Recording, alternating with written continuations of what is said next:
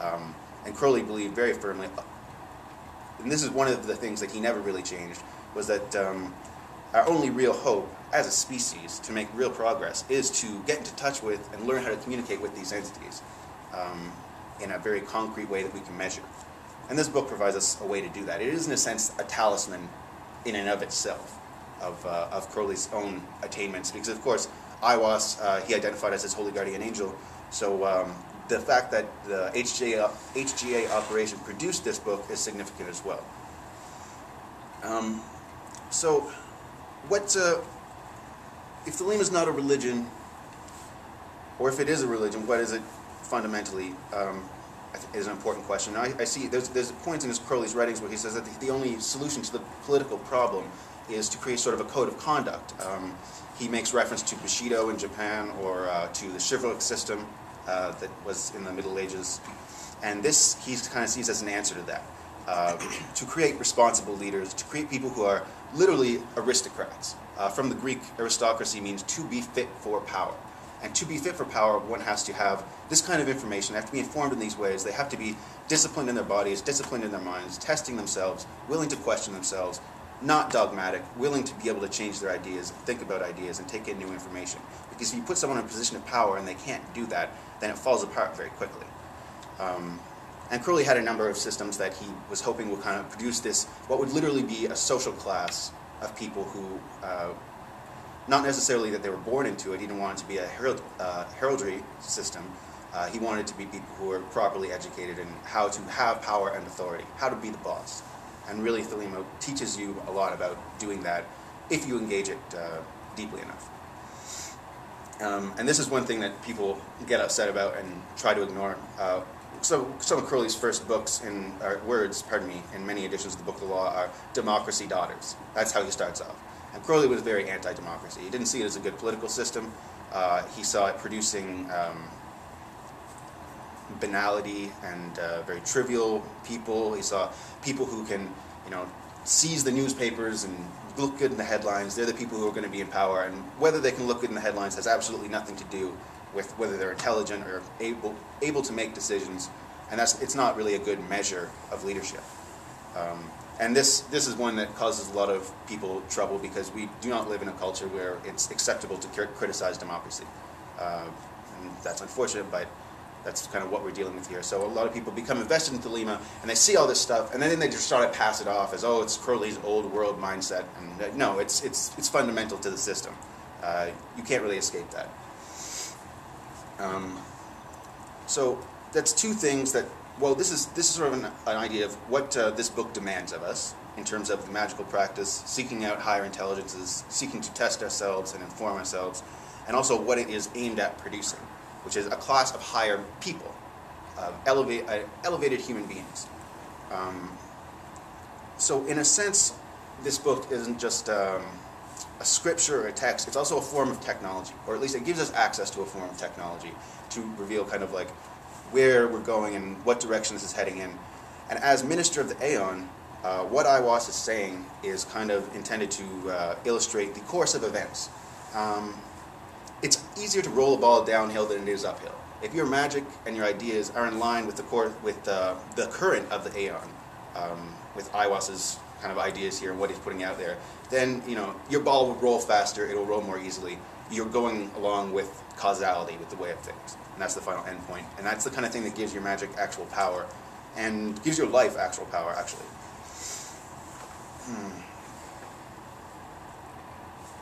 The other major thing that the book brings into, or addresses itself to, is the role of sex and sexuality. In Crowley's system, sex itself does become a form of technology as well.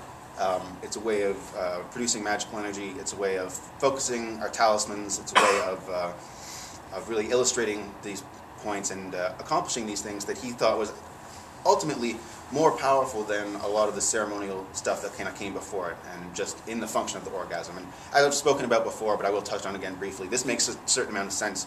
If we accept the idea that there's a creative figure or a god or whatever, and we are created in that image, and then what we know about this entity more than anything, or this totality, is that it is creative, it creates. And as human beings, on a biological level, we are creative when we are having sex, because it's a physical reproductive process. What brings us closest to that energy and that idea.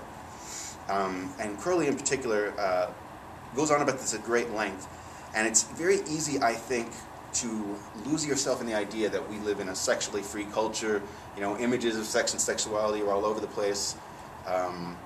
But I kind of wonder whether that is a legitimate evolution. Are we really sexually free, or just have we restricted ourselves in different ways?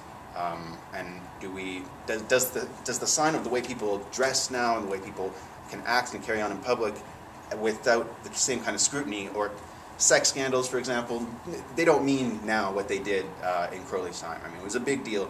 Someone's whole reputation, their whole career politically could be at stake if certain aspects of their sex lives are found out and stuff like that. And his point was that this has nothing to do with anything, and forcing people to hide this aspect of their lives was making it corrupt. And literally, he saw these kind of perversions being bred out of repression. So I think it would be logical to assume if we genuinely lived in a sexually free society, we would not have sex perversions that we have now. Crowley does make out that everyone's free to express their sexuality in whatever way sort of seems best to them. But at the same time, I see that a lot of sort of the fetish community, a lot of this kind of like sexual subculture, generated more out of a sense of guilt and an inflamed sense of shame, and an effort to almost wallow in that, than it is actual sexual freedom. In practice, that's what it seems like to me, anyway. So I don't think that we're seeing the disappearance of perversions. In fact, I think we're seeing an increase in perversions as people are getting more and more. Well, if you believe that you live in a sexually free society and you are not sexually free, if you haven't challenged yourself and discovered the things about yourself that are going to reveal that aspect of your life to yourself, then you're like an addict who can't admit that they have a problem. To take the steps to educate oneself about one's own sexuality, first one has to admit that one needs educating, and we don't like to admit that, because that whole idea is like, oh well, you're not free like everyone else because the rest of us are free. We're all liberated, and why can't you just be liberated? But the thing is, liberation doesn't come just by saying, oh yeah, I will accept this. It doesn't come by. It's not an easy thing.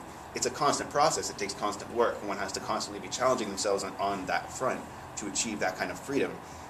It's not just an investment of identity. It's not just, you can't just announce, I understand my sexuality and I am free. You have to actually do quite a bit of work to get there.